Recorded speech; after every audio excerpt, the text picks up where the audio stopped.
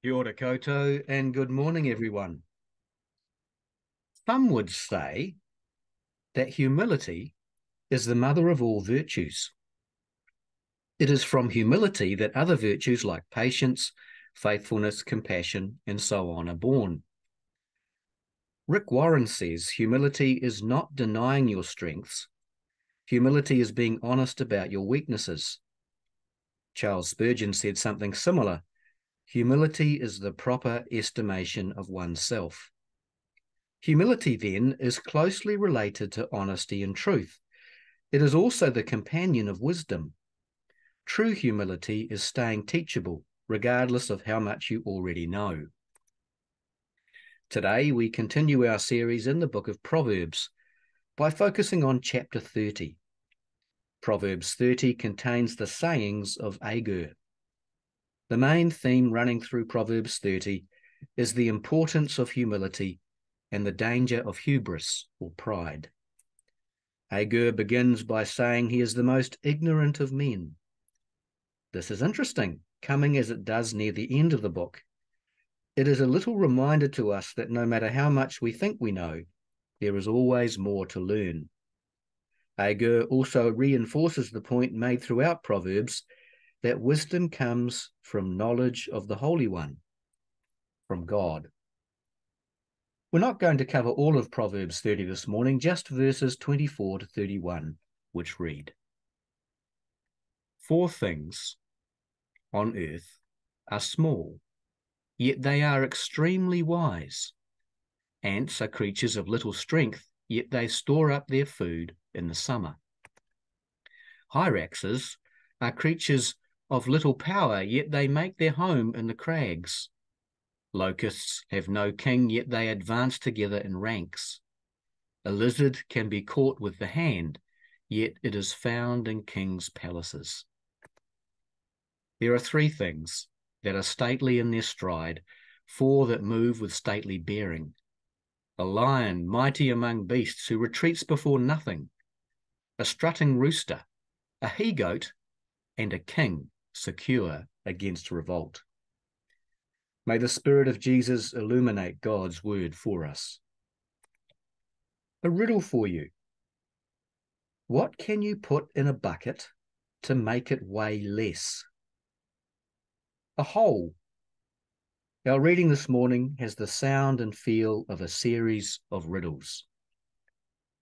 In these verses, we're presented with two sets of four things. The first set describes creatures that are humble and small, but despite their size, they thrive by wisdom. The second set of four describes creatures that are proud and fearless in the way they walk, sort of the opposite of the wise small creatures. Agur is inviting us to consider the contrast. Let's begin with the small things. The first of the four small but wise creatures is the ant. We came across the ant 2 months ago in Proverbs 6. In Proverbs 30, the emphasis is on the ant's foresight in gathering provisions in season. Relative to their body weight, ants are strong, but relative to a human being, a single ant is a creature of little strength and can be easily crushed. Physical strength is less important, though, than wisdom. God has made this world so that it is not always survival of the strongest, but rather survival of the wisest.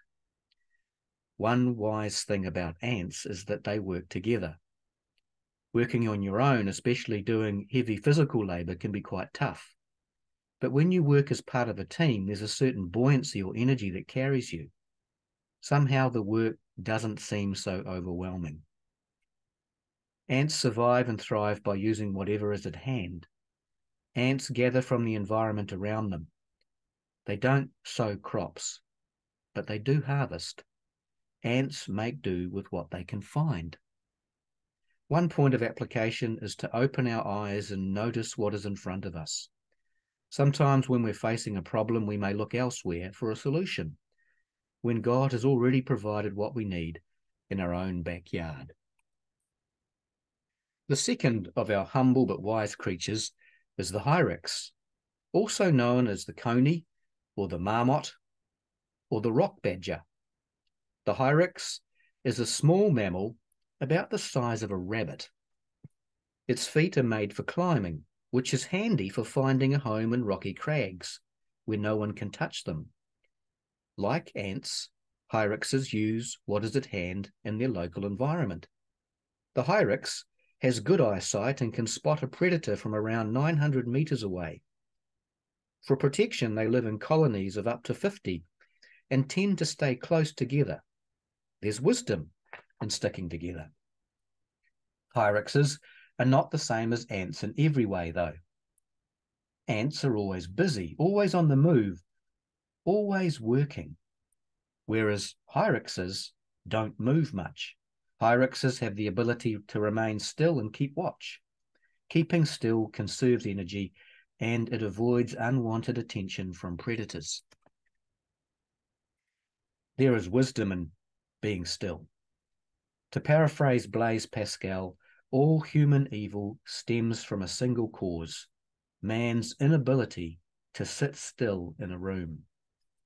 We human beings have an unfortunate tendency to react out of fear or get involved in things that we should stay out of. The hyrax knows how to be still and mind its own business.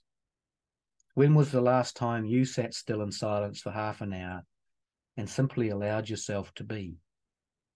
It's a lot harder than you might think. The third of our small creatures is the locust.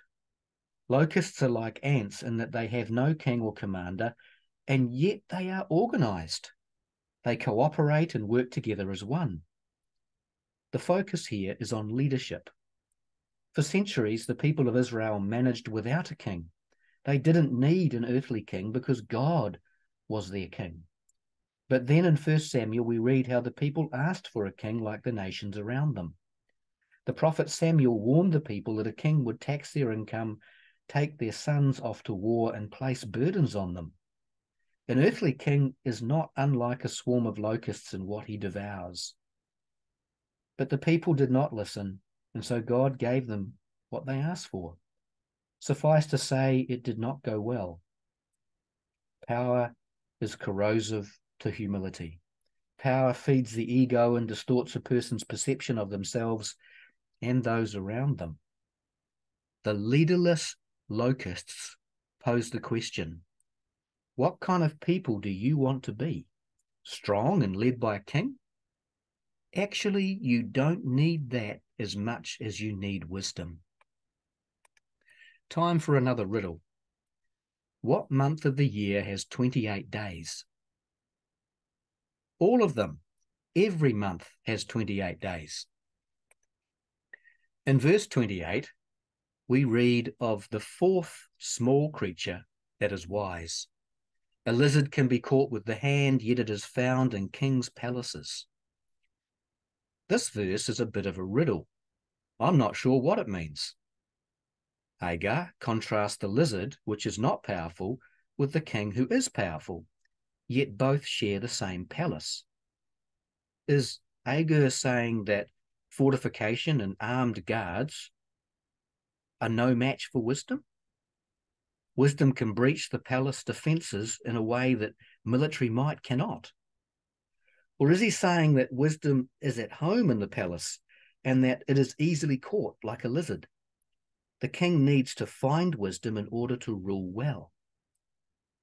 Or is Hagar suggesting that kings are in some way similar to lizards? Is he saying that power attracts creepy, crawly, reptile-like people? Maybe, but not everyone in power is lizard-like. We do notice that lizards are different from ants, hyraxes, and locusts in that lizards are not social creatures. The ant, the hyrax, and the locust thrive in community together, whereas the lizard is more territorial, more solitary. Kings tend to be territorial as well, and the mantle of leadership is often lonely. Verse 28 remains a mystery to me. Perhaps that is the purpose of this riddle, to humble us, to show us how little we really know, and therefore how important it is that we remain teachable. Okay, so we've touched on the small but wise things in verses 24 to 28. What about the proud and fearless creatures in verses 29 to 31? Let's remind ourselves of what is written. There are 3 things that are stately in their stride, 4 that move with stately bearing. A lion mighty among beasts who retreats before nothing, a strutting rooster, a he-goat, and a king secure against revolt. The ant, the hyrax, the locust, and the lizard were noted for being extremely wise, even though they are small compared to other creatures. In contrast, the lion, the rooster, the he-goat, and the king are noted for how they move. That is, the manner in which they carry themselves. How one moves has nothing to do with wisdom. How one moves is window dressing. It's just advertising to create a desired perception. The smaller, humble creatures get high praise, while the more powerful, stately-looking creatures get a downgrade. What good is it to move with stately bearing? It's almost like saying the lion, the rooster, the goat, and the king look impressive, but they're not that bright. Being brave and self-assured comes a poor second to being wise. Perhaps we are meant to see some irony here too. The he-goat and rooster are not like the lion. They're more like big fish in a small pond. Each would run from a lion. Which begs the question, is the king more like a lion or a farm animal? The goat and the rooster remind us there is folly in the small pretending to be great. The ant, the hyrax, the locust, and the lizard are small, but they do not pretend to be great. They embrace their smallness and use it to their advantage. Agur seems to be warning against illusions of grandeur. The message is, know yourself and your limitations. More than that, accept yourself and use what you've got to your advantage. Humility is not denying your strengths. Humility is being honest about your weaknesses. The hyrax has the humility and wisdom to accept its own strengths and weaknesses. The hyrax is good at climbing, but it's not a strong fighter. So it makes a home in the rocky crags where predators cannot reach, and therefore where it won't need to fight. The rooster seems to live in denial of its weaknesses and ends up on your dinner plate. Parallel with this, Agur may be inviting us to discern what is a legitimate threat and what is not, so we make better choices for our own well-being. The lion is an apex predator. Although lions do not normally hunt people, you wouldn't want to get close to one. Lions are wild creatures and do not follow any sort of moral code. They're driven by hunger, not mercy or justice. You are wise to stay well clear of lions. Roosters and goats, on the other hand, may strut around like they own the place, but we don't need to fear them. Roosters and goats look to us to care for them. It's similar with people. Some people are like lions. They're strong and powerful, a genuine threat. You cannot reason with them, and so you're best to give them a wide berth. Other people, though, are more like roosters. They make a lot of noise and appear confident, but you don't need to fear them. The trick is being able to tell the difference. You don't want to mistake a lion for a rooster. The fourth thing that moves with stately bearing is a king secure against revolt. This line can also be translated a king with his army around him. Either way, there's an implied criticism here. If the king's confidence is in his army or in the numbers supporting him, then he's not truly wise. In Psalm 33, we read, "No king is saved by the size of his army. No warrior escapes by his great strength. But the eyes of the Lord are on those who fear him, on those whose hope is in his unfailing love. Real power comes from wisdom that fears God and acts uprightly. To ignore God is as arrogant and ridiculous as a strutting rooster or billy goat. In short, when we put the small but wise creatures alongside the strong and proud, we see the power of the weak and the weakness of those in power. What is as small as a mouse, but guards a house like a lion? A lock. Jesus liked riddles. Many of his parables contained riddles. Jesus also liked to champion the small things of God's creation. In Matthew 13, the Lord says, "The kingdom of heaven is like a mustard seed, which a man took and planted in his field. Though it is the smallest of all seeds, yet when it grows, it is the largest of garden plants and becomes a tree, so that the birds come and perch in its branches."